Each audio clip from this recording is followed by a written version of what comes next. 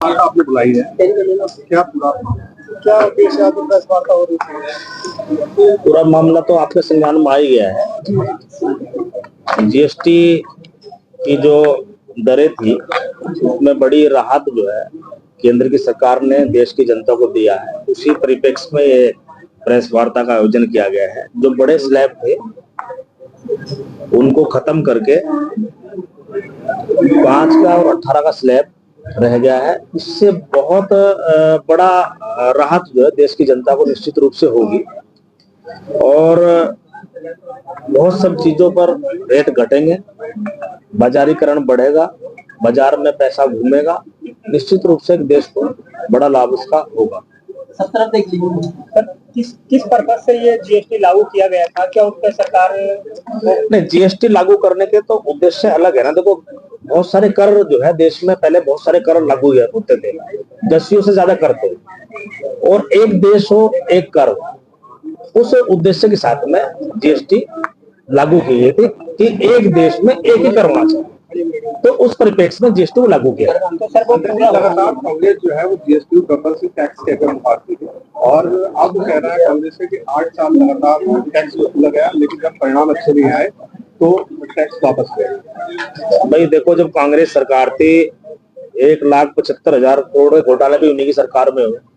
पिछले 10 साल से आदरणीय मोदी जी की सरकार है केंद्र में, कहीं कोई घोटाला का नाम सुना है का?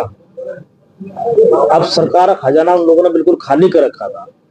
तो जीएसटी अगर लागू हुई है देश में, जीएसटी का अगर लागू किया गया है तो उससे जो प्राप्त हुआ धन सरकार को, उस पूरे धन को, पूरे पैसे को जनता के हित में लगाया गया है। हर क्षेत्र में लगाया गया है। देश के इंफ्रास्ट्रक्चर पे खर्च हुआ, देश के और अन्य सब चीजों पे खर्च हुआ है, देश की सीमाओं पे पैसा खर्च हुआ है, देश की और सब चीजों पे इतना पैसा खर्च हुआ है। तो सर पहले इन चीजों का नहीं होता था जिनकी वजह से ये टैक्स लगा है? नहीं, देखो, आप देख सकते हो भाई, 2014 के बाद में देश बदल रहा है, देश बदला है, सब चीजों पे पैसा खर्च हुआ है, और जो जनता से जुड़ी हुई चीजें उन सब पे पैसा खर्च हो रहा है। सरकार का काम यही तो है कि सरकार कस्टोडियन के रूप में काम करती है, और जो पैसा सरकार के पास आता है उसको जनता का हित में, देश के हित में खर्च हो, ये सबसे बड़ी बात हो, तो ईमानदारी के साथ हो। जीएसटी की दरों को रिवाइज जो किया गया, क्या जरूरत इसी सरकार को? देखो, जरूरत नहीं होती। मान लो जो है, मैंने ये कहा अभी आपको, पीसी में पहले भी कहा है, जब ये स्लैब, बड़े स्लैब, जब देश को आवश्यकता थी, देश की जनता ने सहयोग किया, बड़े स्लैब में, तो उसी सम्मानित जनता को राहत देने का काम भी सरकार ने का धर्म भी है, और हमने उस काम को किया। जीएसटी चोरी में जो लोगों ने बिल का खेल करा है, जीएसटी पे लोगों ने जब दरें बढ़ी हुई थी, लोगों ने जीएसटी में चोरी की है, कई जगह बड़ौदा में छापेमारी भी गई थी, लोगों से दंड भी। देखो, जब भी कोई कानून लागू होता है, कहीं कुछ ना कुछ हो जाता है, उसमें कुछ कमी पेशी रह जाती है, इसका फायदा कुछ लोग उठाने की कोशिश करते हैं, लेकिन अगर कहीं कोई सी बात संज्ञान में आई है तो सरकार ने निश्चित रूप से उसमें ठोस कार्रवाई भी की है। सर व्यापारी लोग कह रहे हैं दीपावली का तोहफा है मोदी।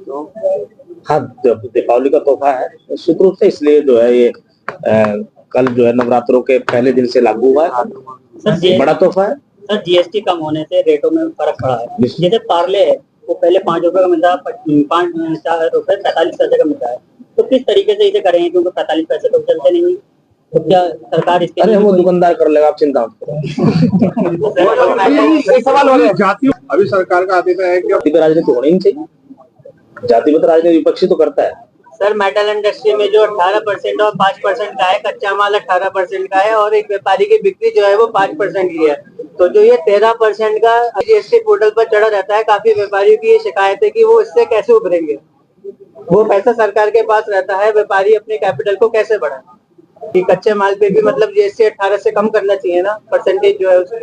चलो उस पे भी हो जाएगा यार, कोई बात नहीं। आदम खान जेल से बाहर निकले हैं, क्या कहते हैं? उनकी रिहाई हो गई है, उनको बधाई।